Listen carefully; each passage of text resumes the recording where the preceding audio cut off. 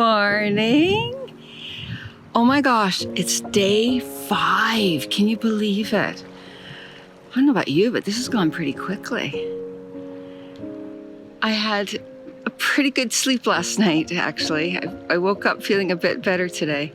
Still edited into the wee hours, but no, I feel good.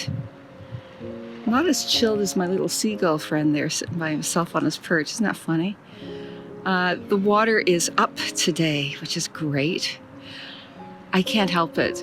I take a lot of photographs of the beach. I don't know if you noticed.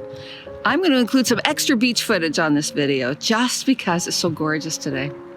I've been getting such lovely comments of support as well. You guys are amazing for being so supportive of me through this. I really am very, very lucky to have developed such a loving community here on YouTube. I'm really, really lucky. Thank you for that. It is just sunrise here. I don't know if you can tell in my glasses, but the sun is coming up right in front of me. It's absolutely stunning. Thoughts for today? I haven't really planned what my message is going to be today. I am really trying not to make my videos too sad or anything. That's not my goal.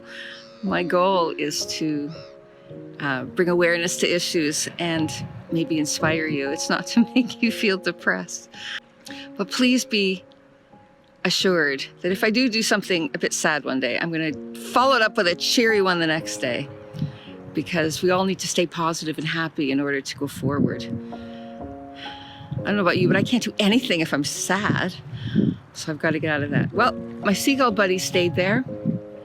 I think this is time for me to sit and have my cup of tea, which is waiting for me on the rock behind me. And I will talk to you later.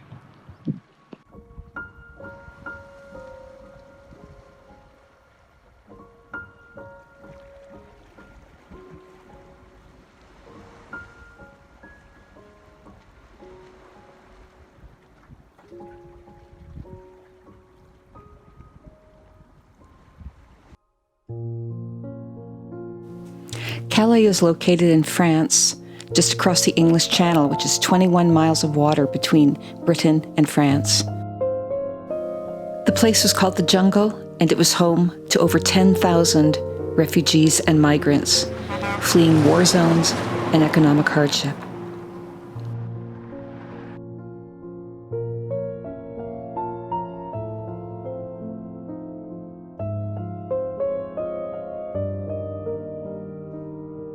It was not a nice place to be at all. It was very unsanitary, but at least the people there had some shelter. Many surveys have been done to find out why people would stay in such conditions to come to the UK. The 2 main reasons: they had family in the UK they wanted to be reunited with, and many of them could speak English. Where else would you go except a place where you can communicate and talk the language? They relied on volunteer agencies to feed them and clothe them. But in 2016, the jungle was destroyed by French authorities. They demolished everything.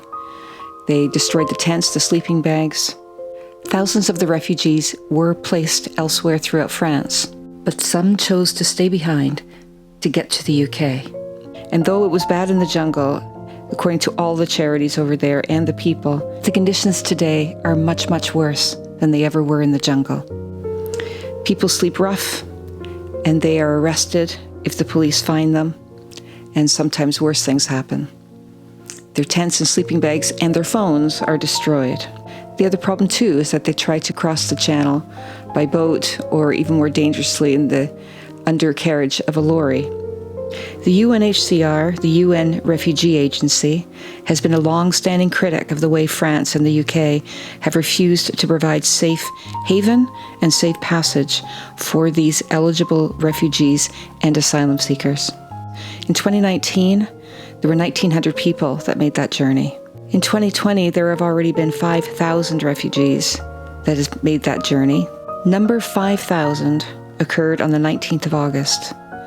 It was a 16-year-old Sudanese boy seeking asylum in the UK. He had bought an inflatable boat from a supermarket and used a shovel as an oar. He didn't survive. But there is hope. There are wonderful charities that work in Calais tirelessly to try to feed people and help them. A charity that I've been in contact with is Care for Calais. They are a wonderful charity. They're based in the UK, and they do so much help with the other organizations as well. But sadly, just yesterday, the French government made it illegal for anyone, any charity, to distribute food and water and essentials to people in the city center of Calais. This decision has been challenged in the courts.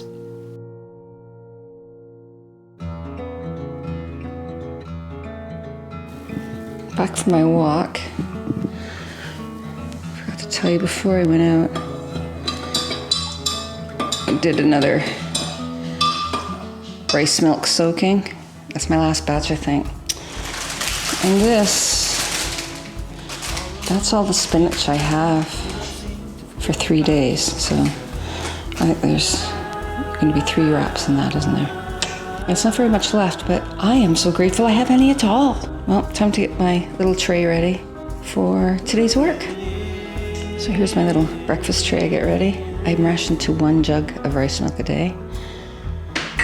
There's my breakfast, and I'm going to put a little dollop of hummus on there because I got that for 3 days, so that's pretty good. And let's put you there. Yay!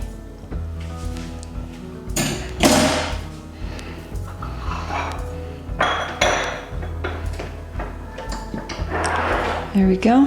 And last but not least, my pot of tea. So there you go.